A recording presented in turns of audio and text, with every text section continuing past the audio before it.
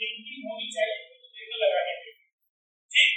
तो सबसे पहला हमारा जो टेबल है mixture of C2H5OH and C3H5OH मतलब इथेनॉल और प्रोपेनॉल का मिक्सचर किसका है इथेनॉल और propanol has a vapor pressure of 290 ml पूरा इन दोनों मिक्सचर का वेपर प्रेशर कितना है 290 ml।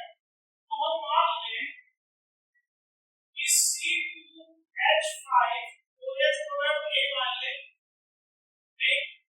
और C3H5OH को हम B मान क्योंकि हमारे जितने भी न्यूक्लियर होते हैं J सब में क्या होगा बाइनरी मिक्सचर और छोटा आइडेंटिफिकेशन देने के हमारे लिए आसान रहेगा।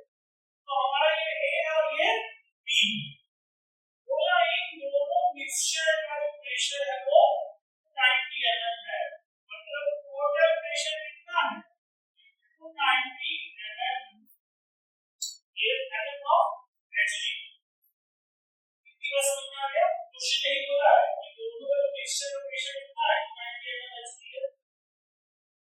At 27 if mole fraction of ethyl alcohol is 0.65 होता है ethyl alcohol इथेनॉल का mole fraction क्या है 0.65 यानी होता है x A की वैल्यू क्या है 0.65। तो आपको अपने आप समझ जाना चाहिए कि xB कितना होगा 0.35 होगा ये अंडरस्टूड होना चाहिए क्यों क्योंकि दोनों का मोल हमेशा 1 के बराबर होना चाहिए मोल फ्रैक्शन। तो एक का मोल फ्रैक्शन 0.65 का तो दूसरे का कितना हो जाना चाहिए 0.35। ये सारी चीजें क्वेश्चन से हमें पता चले। Calculate the vapour pressure of pure ethyl alcohol pure ethyl alcohol को क्या पूछना चाह रहा है PA नॉट की वैल्यू जानना चाह रहा है ठीक। If vapor pressure of pure ethyl alcohol is 210 ml बोल रहा है P नॉट B की वैल्यू कितनी है 210 ml Hg कितनी डाटा हमें दिया गया सिंपल पूछा है नहीं तो A और B दोनों का मिक्सचर दोनों का प्रेशर 90 ml है X से मतलब लिक्विड फेज में आपका इथेनॉल का प्रेशर कितना है प्रोफाइल अल्कोहल का कितना होगा ऑलरेडी अंडरस्टूड है। आपसे पूछा है कि इथाइल अल्कोहल का जो वेपर प्रेशर होगा P नॉट A जो मेरा लेक्चर देखे होंगे और क्लास अटेंड किए हुए आपको पता है कि P नॉट A किसके बारे में P नॉट B आपको दिया है ठीक। तो अगर हम P की निकाल ले क्योंकि हमसे क्या पूछने की कोशिश की है P नॉट A पूछने की कोशिश की है और इसका फॉर्मूला आपको पता है कि PA is equal to XA PA not होता है ये बात मुझे पता है। इसमें हमको ये पता है और ये नहीं पता है और ये और अगर किसी तरह PA निकाल ले तो PA नॉट निकाल लेंगे आराम से इजी है ठीक। तो हम PA निकालने की कोशिश करें चलो हमको ये पता है कि PP is equal to PA plus PP होता है Schrodinger's law के ठीक। तो अगर हमको ये पता है और ये पता चल जाए तो ये निकाल सकते हैं PP की क्या हमें कोई इंफॉर्मेशन दी है तो PP का हमें PP नॉट दिया है और XB दिया तो यहाँ से हम PP is equal to 0.35 क्या होगा XB equal to PB not होगा इस फॉर्मूले में हमने XB की वैल्यू क्या है 0.35 है और PB नॉट की वैल्यू क्या है 210 है PB की वैल्यू यहाँ से मिल जाएगी आपको कितनी होगी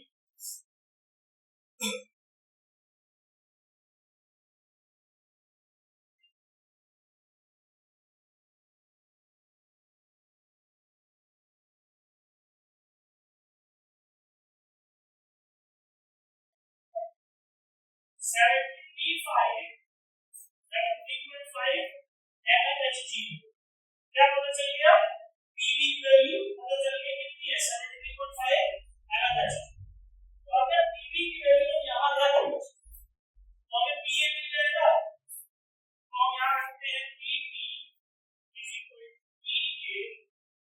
plus 73.5. PA is equal to PT minus PB. PT currently at 290 minus 73.5.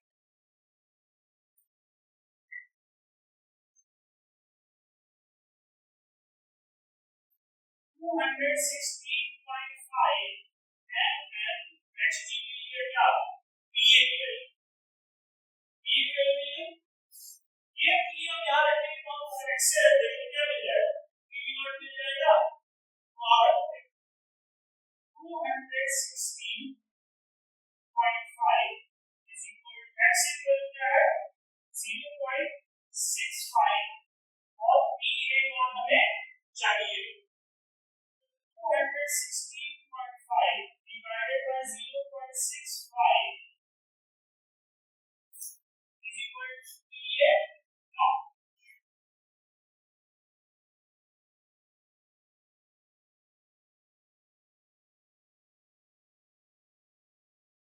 इसका आंसर आ रहा है 43.076 ऐसे आएगा ये हमारा आंसर आ रहा है तो आपको सिग्निफिकेंट फिगर में रूल लगाएगा डिवीजन और मल्टीप्लिकेशन में टोटल सिग्निफिकेंट देखते हैं क्या देखते हैं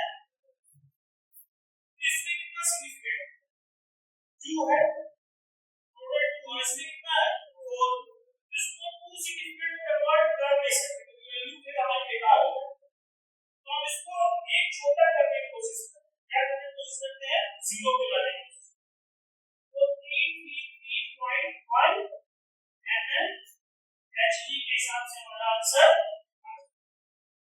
क्लियर हुआ समझ आया आसान था बहुत टफ नहीं था तो न्यूमेरिकल टफ तब होगा जब आपके पास कोई इंफॉर्मेशन मिसिंग जब आप किसी इंफॉर्मेशन को पकड़ नहीं पाते किसी कांसेप्ट को पकड़ नहीं पाते तब आपके न्यूमेरिकल क्या हो जाएगा टफ हो जाएगा समझ में आया सभी को अब बात करते हैं इसमें बोला है at 300 Kelvin the vapor pressure of an ideal solution containing 1 mole A and 3 mole B तो हमारे पास जो सॉल्यूशन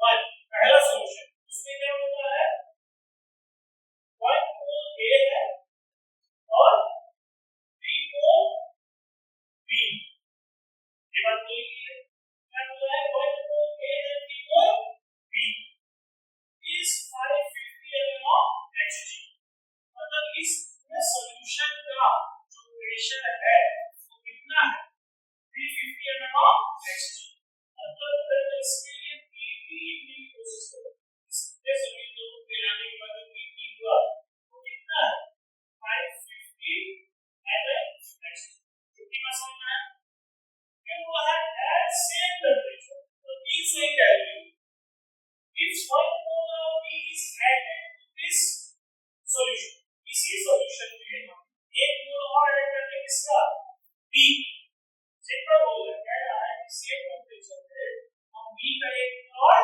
ऐड करें तो 1 मोल यही रहेगा 1 मोल आएगा B कितना हो जाएगा 4 मोल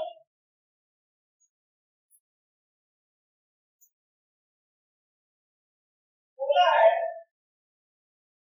vapor pressure of solution is 510 ml पहले 550 ml था बाद में क्या हो जाएगा 560 ml Hg कितनी बार समझ में आई सबको दो सिनेरियो दिया पहला सिनेरियो जिसमें 1 मोल A है और 3 मोल B और उन दोनों सॉल्यूशन का टोटल प्रेशर कितना है 550 ml है ये टोटल प्रेशर का हमेशा PT फिर बोला सिनेरियो थोड़ा सा चेंज कर उसी सॉल्यूशन में उसने 1 मोल और B डाला जब 1 मोल और B डाला तो जो प्रेशर है 10 mm बढ़ गया तो पहले 550 था तो बाद में कितना हो गया 560 mm चले गया तो कुछ है calculate the vapor pressure of A B in another respectively in their pure state में उनका vapor pressure क्या होगा मतलब वो जानना चाह रहा है PA नॉट और PB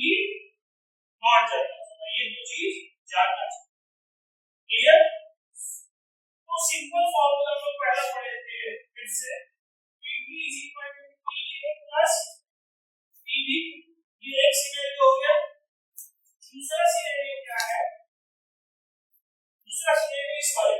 नीचे वाला VT is equal to PA plus B इसके पैरेलल चल इसके लिए दोनों इक्वेशन कितना था 550 ले लेते हैं 550 PA क्या होगा x से into PA होगा ये होगा PA नॉट फाइन x से into PA नॉट होगा तो x क्या होता है मोल fraction of A x A क्या mole of A plus mole of A plus mole of B ये चीज होगी मोल ऑफ A कितना है A मोल ऑफ B कितना है 3 this 1 divided by 1 plus 3 4 1 by 4 क्या होगा 1 by 4 और क्या होगा PA प्लस PB क्या हो जाएगा mole of B upon total mole तो 3 by 4 ये इक्वेशन बना दो वेरिएबल देख हमेशा से ध्यान रखना होता है कि हमारे पास दो वेरिएबल है दो इक्वेशन होना चाहिए सॉल्व करने के लिए इसकी बात कर लेते हैं PB यहाँ कितना है 560 इसको लिखोगे PA इसको लिखो ये वाला आपको इक्वेशन लगा है तो यही वाला तो मोल फ्रैक्शन ऑफ A कितना हो जाएगा 1/5 नंबर 5 हो जाएगा और एक PA कितना है नहीं होगा PA नॉट प्लस PB कितना है 4/5 into PB नॉट दो इक्वेशन दो वेरिएबल लीनियर इक्वेशन है टू वेरिएबल अब बार-बार PA नॉट और PB नॉट की समझना है इसको तो A और B लिख सकते हैं ना A और B लिख अगर इसको लिखना चाहें शुरू करो A/4 plus B/4B is equal to 550 लिख सकते हैं अब उस वाले को हम लिखना चाहें इस वाले को A/5 plus 4/5B is equal to 560 लिख सकते हैं क्यों अच्छा इसको इजी करने के लिए हम क्या करें पूरे इक्वेशन को इसको पूरे इक्वेशन को क्रॉस मल्टीप्लाई करते हैं तो इस पूरे इक्वेशन को 5 से मल्टीप्लाई करेंगे लेकिन इसमें हम मल्टीप्लाई नहीं करेंगे क्योंकि इसमें मल्टीप्लाई करने के बाद क्या हो जाएगा एक बड़ी हो जाएगी समय लगेगा हम वही काम करें इस पूरे इक्वेशन को 4 से मल्टीप्लाई चलो 4 से मल्टीप्लाई करने पे ये हो जाएगा ये 3b हो जाएगा और ये क्या हो जाएगा 550 into 4 कितनी बनती है इस पूरे इक्वेशन को हम 5 से मल्टीप्लाई क्यों कर रहे हैं भाई फ्रैक्शन में हम इसको आराम से होल नंबर में कन्वर्ट कर ले तो हमारे लिए सॉल्व करना थोड़ा इजी हो जाएगा इस पूरे को 5 से मल्टीप्लाई करने पे क्या हो जाएगा a plus 5b from 5 4b is equal to 560 into 5 अब देखते हैं ऐसा क्या यहाँ भी ये है यहाँ भी ये है दोनों जगह के A की वैल्यू इसमें से निकाल के चाहे इसमें रख दे चाहे इसमें से निकाल के कोई दिक्कत कर सकते हैं ना हम अब इसमें से A की वैल्यू निकाल के हम इसमें या सब्ट्रैक्ट कर दो बहुत अच्छा सब्ट्रैक्ट कर इसमें से इसको सब्ट्रैक्ट कर दोगे तो A से कैंसिल इसमें से इसको सब्ट्रैक्ट करोगे तो A से कैंसिल इसमें से इसको करो तो -3b हो जाएगा इसको सब्ट्रैक्ट करो क्या करो सब्ट्रैक्ट या फिर नीचे वाले सुपर वाले कर रहे हैं नीचे वाले सुपर वाले कर रहे हैं इसमें से इसको सब्ट्रैक्ट करते हैं तो b is equal to 550 into 4 sorry 560 नीचे वाले से 560 into 4 minus 550 into नीचे वाला में सब्ट्रैक्ट ऊपर वाले को माइनस। ये वैल्यू किसकी आएगी? b कितना है तो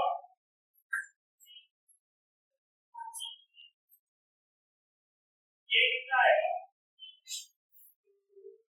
2a00 माइनस ये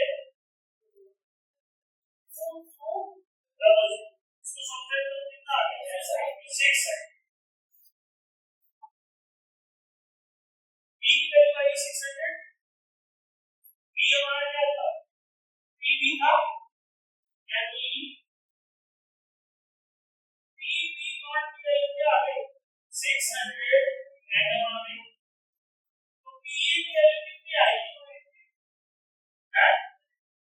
सिंपल कुछ नहीं करना है इसमें, चाहे किसी में भी आप p की वैल्यू रख दो तो आपको क्या मिल जाएगा? a मिल जाएगा। एक वैल्यू कितनी आ रही है? 200। सिंपल है। आपको सोचना है कि कैसे आप वहां तक पहुंचो। तो आप कोशिश करो कि कौन कौन से डाटा अपने पास रख ले कि जिससे वहां तक पहुंच पाओ। क्लियर है?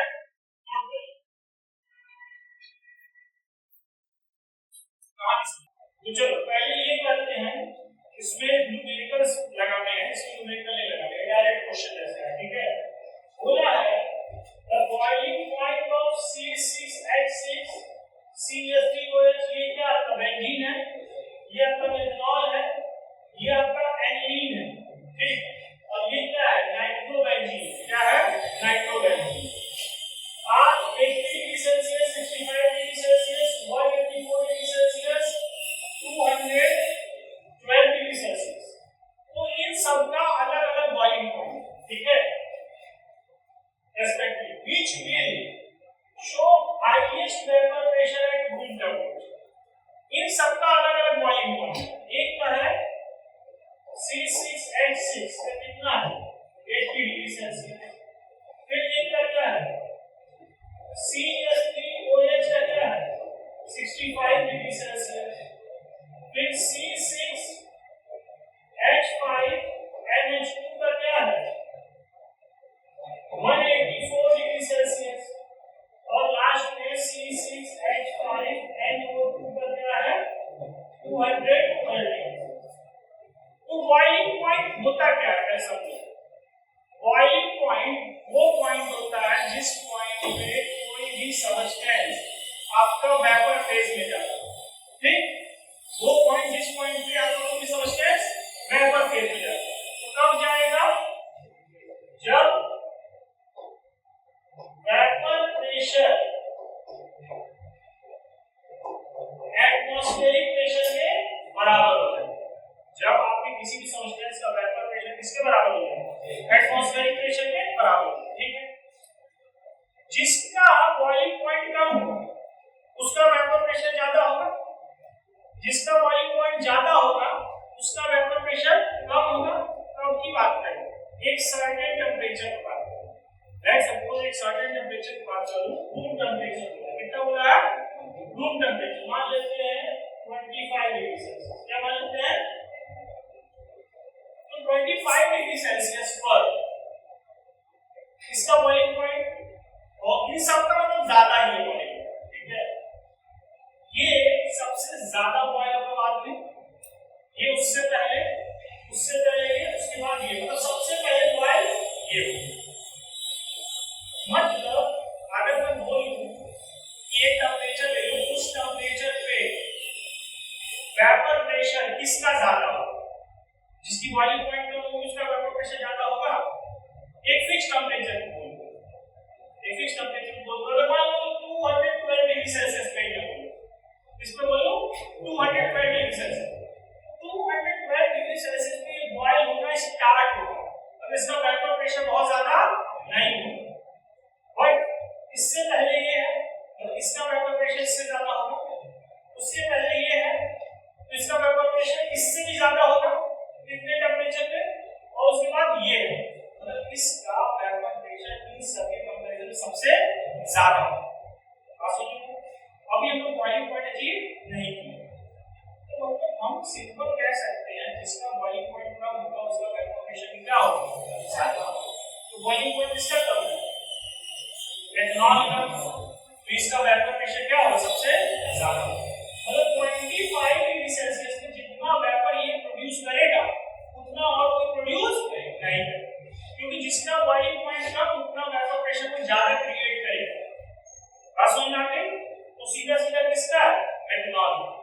किससे डिपेंड कर रहा था? राउल्स लॉ से कर रहा था। अब फिर बोला mixture of to immiscible liquid. ये क्वेश्चन बहुत ही प्यारा क्वेश्चन है, मतलब आपने जितने फॉर्मूले पढ़े वो सब कुछ नहीं लगेगा, यहाँ पे कॉन्सेप्ट लगेगा। क्या लगेगा? फॉर्मूला में कुछ नहीं लगेगा। क्या बोला? Mixture of to immiscible liquid. आपने ऐसा कुछ पढ़ा ही नहीं। टू इमिसिबल लिक्विड आपने क्या पढ़ा? सॉल्यूशन पढ़ा, और सॉल्यूशन में मिसिबल लिक्विड्स होते हैं, उसमें भी क्या पढ़ा? वोलेटाइल सॉल्यूट पढ़ा और नॉन वोलेटाइल पढ़ा। तो immiscible liquid nitrobenzene and water. क्या चीज? Nitrobenzene and water.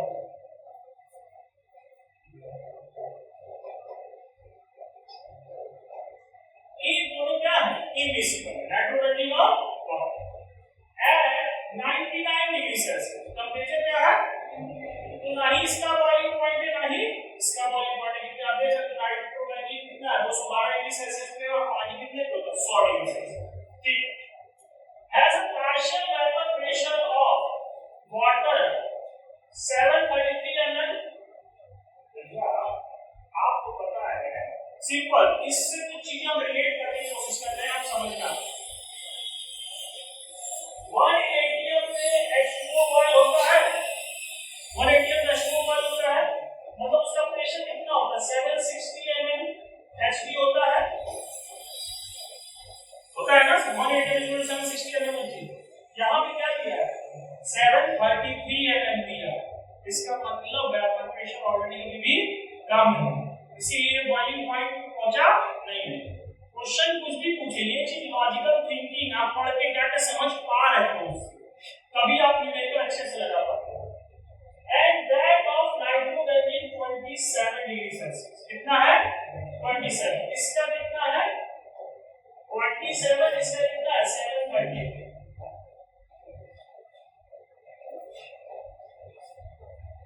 इतनी बात क्लियर हो गई?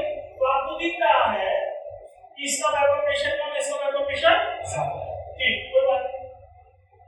Calculate the ratio of the weight of nitrobenzene to the water in distillate. जब आप फिल्टर करते हो डिस्टिलेशन के थ्रू, तो आपको डिस्टिलेट मिलता है। ठीक, तो उसमें पूछा है कि कितना पानी का हिस्सा होगा और कितना नाइट्रोबेंजीन का हिस्सा। तो भाई पानी में वही मतलब लिक्विड फॉर्म में वही जाएगा जो वेपर उड़ के जाएगा। लिक्विड फॉर्म में तो वही फॉर्म होगा ना जो वेपर उड़ के जाएगा। मतलब जिसका कम होगा उसका कम होगा, जिसका ज्यादा होगा उसका ज्यादा होगा। क्या बोला? Ratio of weight of nitrobenzene. Nitrobenzene मतलब ये और वाटर का रेशियो। तो इसको मैं लिख सकती हूँ, इसके लिए Pn लिखूं और इसके लिए मैं क्या लिखूं? पीएच लिख दूं। क्लियर है? और ये पूछा राउल्स और हेनरी लॉ के कंसेप्ट, लेकिन हमें पता है कि Pn is directly proportional to xn होना चाहिए, पता है? और पता है pH is directly proportional to xh होना चाहिए। इतना मुझे पता, और यही हम ज्यादा पढ़े, इससे ज्यादा तो पढ़े नहीं है। ये रेशियो तो हमेशा है राउल्स लॉ में भी है और हेनरी लॉ में भी। ठीक है? अब इन दोनों को इक्वल करें तो हमें क्या मिलता है? Pn P0n xn मिलेगा। इसको लिखेंगे pH pH0 xh मिलेगा। हम दोनों को डिवाइड कर देते हैं, रेशियो बोला है डिवाइड कर। अब तो और इसको डिवाइड करेंगे तो हम क्या लिखेंगे? Pn/pH। क्या लिखेंगे? और ये दोनों अभी प्रोपोर्शनैलिटी है, इसको हटा देते हैं। क्या है प्रोपोर्शनैलिटी के टर्म में वो लेके चलते हैं, इसको क्या करते हैं? हटा देते हैं। इसको मानते हैं xn अपॉन x। इतनी बात क्लियर है? आगे बढ़ते हैं। इसको मैं लिखूं अगर इसको, तो क्या लिखूंगा? Mole of n upon mole of n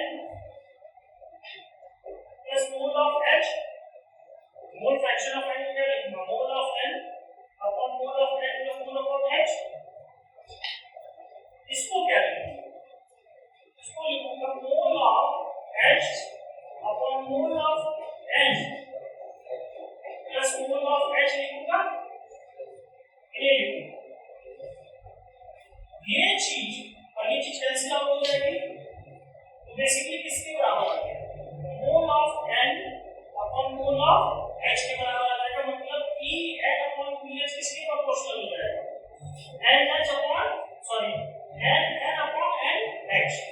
इतना समझ में आ रहा है? हम उसी से चल रहे जिस इक्वेशन से स्टार्ट किए थे। Pn is directly proportional to Xn और Pn is directly proportional to Xn। उसी प्रोपोर्शनल से हम लोग आगे बढ़ रहे हैं और ये चीज लिखी है। ये दोनों कैंसिल आउट हो जाएंगे, ये चीज क्लियर है? N क्या होता है? Weight of N upon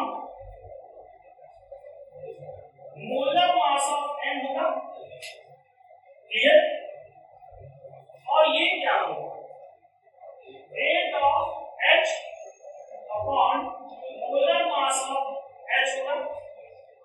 चलो इसको अगर मैं इसके बराबर लिखूं मतलब Pn upon Ph is directly proportional to weight of N upon N dot N upon weight of H upon molar mass of H।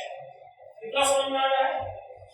इसको मैं और इक्वल करूं तो ये चीज ऊपर चली जाएगी, ये चीज यहाँ जाएगी। हम चाहे तो डायरेक्ट कर लेंगे, लेकिन कुछ स्टेप में छोड़ूंगा तो कुछ बच्चों को समझ में नहीं आएगा कि यहाँ से यहाँ कैसे पहुंचे। तो मैं सोच रहा हूँ स्टेप बाय स्टेप ही लिखिए। इसको मैं क्या लिख सकता हूँ? Weight of nitrogen into molar mass of hydrogen लिख सकते हैं। इसको क्या लिखते हैं? Weight of hydrogen into molar mass of nitrogen लेके चलो।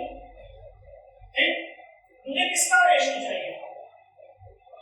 वेट ऑफ नाइट्रोजन और वेट ऑफ हाइड्रोजन का क्वेश्चन ये होता है ना, calculate the ratio of weight of nitrobenzene to the water, weight of nitrobenzene to the water, इसका ratio चाहिए। तो ये दोनों चीजें अगर मैं इस साइड में आपको लिखकर इसको मैं लिख सकता हूं molar mass of nitrobenzene into Pn upon molar mass of hydrogen into pH लिख सकते हैं ना। क्रॉस मल्टीप्लाई, जो चीज नीचे है वो आके ऊपर मल्टीप्लाई होगी और जो चीज ऊपर है वो आके नीचे मल्टीप्लाई, सेम वही चीज। क्लियर? हमको ये दोनों चीज चाहिए थी ना। इधर क्या बचा? Wait of nitrogen upon weight of hydrogen, यही लिखा। मोलर मास हाइड्रोजन में कितना होता है? 14 28। कितना होता है नाइट्रोजन? 28 होता है। 28 इनटू Pn कितना दिया है? 27 दिया ना। अपॉन हाइड्रोजन में कितना होगा? 2 और उसका कितना दिया है? 7 33 आएगा बच्चा नहीं। 2 से इसको काट दो, 14 into 27 upon 7 30। अच्छा हाँ सॉरी एक मिस्टेक बहुत से नाइट्रोबेंजीन है, नाइट्रोबेंजीन का मतलब ये है पूरा, तो यहाँ इसका मोलर मास रखता है। Good catch. फिर नाइट्रोजन ले चले जाते हैं तो नाइट्रोजन ले लीजिए। क्या है हमारा? नाइट्रोबेंजीन है। नाइट्रोबेंजीन का फॉर्मूला ये है। तो यहाँ पे 12 6 72 प्लस हाइड्रोजन का 5 प्लस नाइट्रोजन का 14 प्लस 32 कितना है? 123। क्लियर? 123 हो गया, 28 है सॉरी, और नीचे में 2 ही रहेगा, नहीं 18 है सॉरी, हाइड्रोजन भी नहीं है, वाटर है सॉरी, ये रहेगा। ये चीज क्लियर हो गई? इतना समझ में आया? अब इसको हम सॉल्व करते हैं, हमको रेशियो चाहिए तो कैसे सिंपल कर सकते हैं? 3 से काट के 6 और ये 9 और ये कटेगा 2 और 3, इस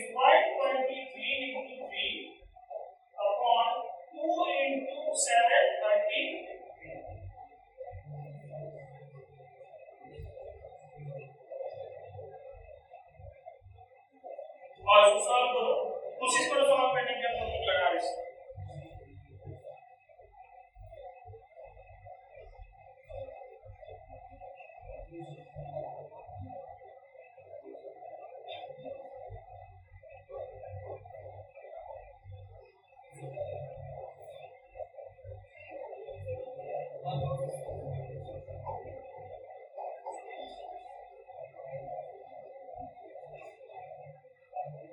आया है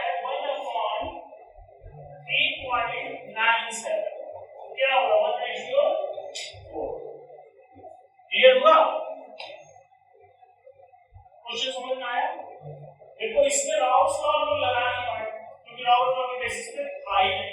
किसकी बात किया था? इमिसिबल लिक्विड्स के कंसेप्ट में बात किया था। किसके कंसेप्ट में? Immiscible liquids. लेकिन हमें राउल्स लॉ का कुछ कंसेप्ट तो पता है ना, चाहे हेनरी लॉ का partial pressure gradient proportional to mole fraction, हमने वही लगाया है, partial pressure gradient proportional to mole fraction. अब उसने कहा कि सर दोनों का रेशियो बताना है। क्या बताना है? रेशियो। तो हमने रेशियो निकाला इन दोनों का। रेशियो के टर्म में सॉल्व करते हैं, सिंपल। जो मोल फ्रैक्शन बोला वो मोल फ्रैक्शन यहां रखते हैं, ये मोल फ्रैक्शन बोला ये मोल फ्रैक्शन यहां रखते हैं। फिर दोनों पढ़ गए दोनों आराम से। ऊपर क्या होगा? मोल ऑफ नाइट्रोजन नाइट्रोबेंजीन, फिर से nitrogen mole of mole fraction of mole of nitrobenzene upon mole of water. Simple mole आ गया। मोल को तोड़े, मोल को तोड़ो क्या होएगा? Even weight upon molar mass, even base upon molar mass. Molar की है, हमने बोला था इसका और इसका रेशियो चाहिए था। जो अननेसेसरी चीज थी हम उसको क्या ले गए? दूसरे साइड ले गए। यहां देख सकते हो अननेसेसरी चीज हम क्या ले आए? दूसरे साइड। सिंपल वैल्यू रखते हैं, आंसर आ जाएगा। कुछ नहीं किया, कुछ भी एक्स्ट्रा नहीं किया। तो जब आपसे इस तरीके के क्वेश्चन बनने लगे, देखो जब आप स्टार्ट करोगे तो आपको पता नहीं लगेगा कि आप सही जा रहे हो कि गलत जा रहे हो, लेकिन एटलीस्ट एक बार करके तो देखो क्या पता सही हो गया। जब नहीं लगा तो हम दूसरा कंसेप्ट लगाने की सोचेंगे। बात समझ रहे हो? और डिस्टिलेट बोला था, जो चीज लिक्विड फॉर्म में आएगी तो सिंपल सी बात है, जो वेपर जाएगा वही तो लिक्विफाई होगा। क्या जो चीज वेपर बन के ऊपर जाएगी वही लिक्विफाई होगा। उसका 27 mm का प्रेशर जा रहा था, उतना ही से लिक्विफाई होगा। वो किसके डायरेक्ट प्रोपोर्शनल होगा? उसके मोल फ्रैक्शन के। पानी का 773 mm का प्रेशर बन रहा था, वो ही इससे लिक्विफाई होगा। वो किसके बराबर होगा? आपको उसके मोल फ्रैक्शन की। कौन बताता है? Raoult's law. तो आई होप जितने क्वेश्चन है वो आपको समझ में आए होंगे किस तरह से क्वेश्चंस को अप्रोच करना है। ठीक है, तो नोट कर लीजिए।